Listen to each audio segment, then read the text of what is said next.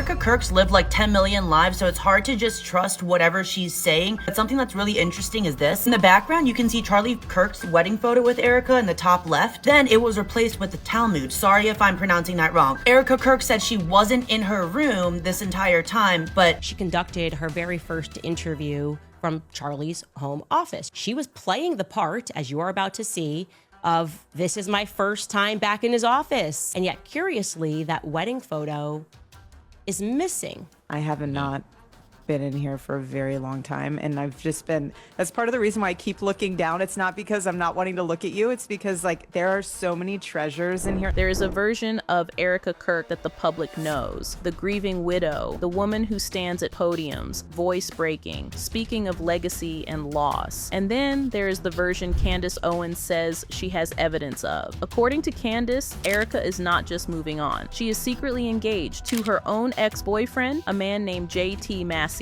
And get this, Candace claims Erika's new engagement ring was allegedly paid for using Turning Point USA funds. If true, this is not a scandal. This is a fraud. A widow playing a role on stage while cashing checks meant for a movement. Now, people are going back through old footage. That resurfaced Amazing Race audition tape. The one where Erika is laughing with JT, flirting. At the time, it seemed like ancient history. A relic from before Charlie. But if Candace is right, if Erika is engaged to that same man now, then that tape isn't history, it's evidence. And that makes you wonder not whether Erika has grieved long enough, but rather was the grief ever real, or was it always a performance funded by the very people she has been deceiving? First time in his office, the first time looking down at his desk, who moves the frame behind his head? The internet's immediate reaction, they said, Erika removed. So to understand why Candace Owens' allegations have landed with such force, you have to go back before Erika met Charlie, before the carefully constructed image of a woman who claimed she had never really loved before him. You see, back in 2018, Erika was somewhat of a reality TV star on a show called Summer House. There she was introduced to America not as a grieving widow or a political figure, but as something far more ordinary. A young woman, dating, laughing, living a life that looked nothing like the one she would later describe. However, little known fact is that Summer House was not the only show Erika had her eyes set on. In fact, it seems that before Charlie, Erika had her eyes set on being on a reality TV show. And recently, her Amazing Race audition tape resurfaced. Hi.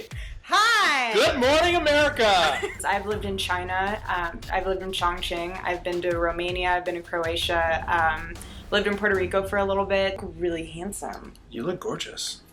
Are you fixing my... I got a little bacon. Babe, that's deep in there. Give them a cleavage? People want cleavage. Showcase it. Sex sells, babe. Sex sells. That's me. In the tape, Erika and JT Massey can be seen together, flirting, joking, comfortable in a way that suggests history. Roll camera one! Hi, I'm JT Massey. I am 25 years old from Chattanooga, Tennessee. I'm a minor league baseball player with the Colorado Rockies, and I'm going to be racing with my girlfriend.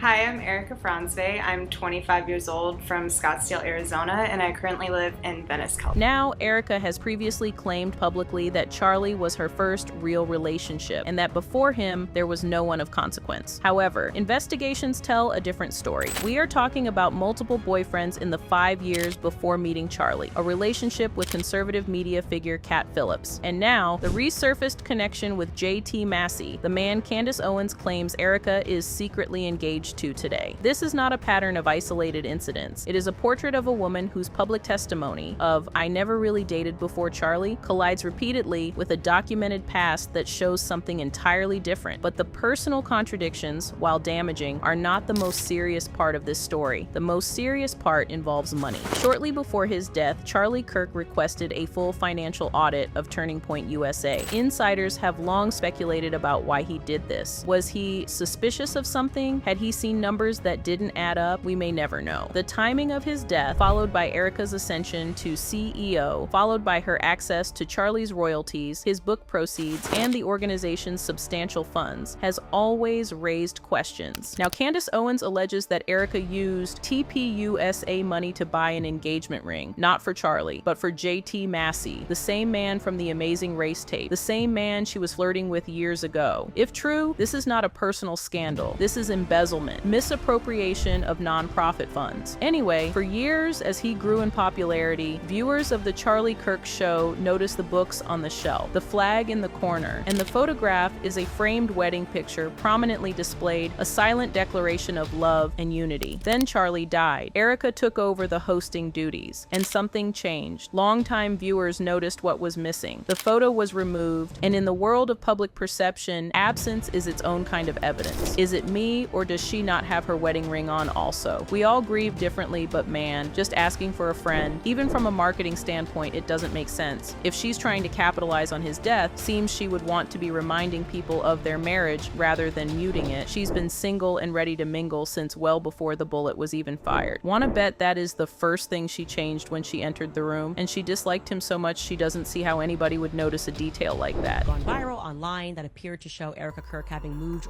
or removed a photograph of her and Charlie Kirk at their wedding. Well, Turning Point USA spokesperson told Newsweek, Erika moved it to a lower shelf when her daughter asked to see it so that she could hold and look at the photo. It's still on the studio shelf, it's just lower down where her daughter can look at it whenever she's in there with her mom. Aww. There's just always so much obvious emotional manipulation. Now, Candace Owens added another layer. She claimed that on the night before Charlie was hospitalized, he removed his wedding ring, an act that, in the language of marriage, carries weight. She also claimed the couple was undergoing pastoral counseling, the kind of counseling couples seek when the foundation has cracked. These are claims, not confirmed facts, but they land in a specific context, a context where other claims have found supporting evidence. Viral rumors on Reddit and X have spread with the speed of wildfire. They allege that Charlie removed Erika from his will before his death. The reason, according to these unverified sources, was a discovered affair or other undisclosed issues that led him to change his final arrangements. Again, these are rumors, not proof, but notice the pattern. Where there is smoke, the public is increasingly willing to believe there is fire. Observers on these platforms have noted something else. Erika's demeanor after Charlie's death. Not the public appearances where grief is expected, but the moments between, the tone of her voice, the energy in her videos. The word that keeps appearing is upbeat, not devastated, not struggling, upbeat. For a grieving widow, that word lands with the force of an accusation. Erika Kirk is a grieving widow, but only on paper. Right-wing media outlets since the passing of Kirk have been taking advantage of that event to try and martyrize her. But most hilariously, nobody is falling for this on the left and the right. And if you go through the comment section on this post, the New York Post, you can see that everybody agrees with the left-wing podcaster. Because I don't know about you, but if I lost my wife, I don't know if I'd go on a grief tour around the country. Especially when you say stuff like this. No one will ever replace my husband. No. But I do see some similarities of my husband. Charlie Kirk described his first date with Erika as something almost faded, a deep conversation, a meeting of minds, the kind of connection that leaves no room for doubt. By December 2020, they were engaged. Erika shared photos, and she called it divine. For those who believed in the power of shared purpose, it was a fairy tale. But fairy tales, when examined closely, often reveal their seams. Erika was not just a woman who fell in love with a political commentator. She was Miss Arizona, trained in poise, in presentation, in the art of being watched. Charlie was not just a man who fell in love. He was the son of an architect who helped build Trump Tower, a family with connections to the highest levels of conservative power. Some believe their union was not just a love story, it was a strategic alignment. The MAGA movement's ideal family is a handsome conservative firebrand and a beautiful pageant queen, building a life that projected exactly the image the movement wanted to sell. And then there is the question question of what that image costs. Erika has built her public identity around family values, around motherhood, around the importance of the traditional family structure, but observers have noted a disconnect. Where are the children in this story? Not in photographs, those exist, but in the narrative, in the day-to-day, in the moments when a mother would naturally be present. Erika is often on a stage, behind a microphone, in front of a camera. Since Charlie's death, Erika has been everywhere. Podiums, tours, interviews, media appearances. The grief has been public, performative, and carefully documented. But the children, they have remained in the background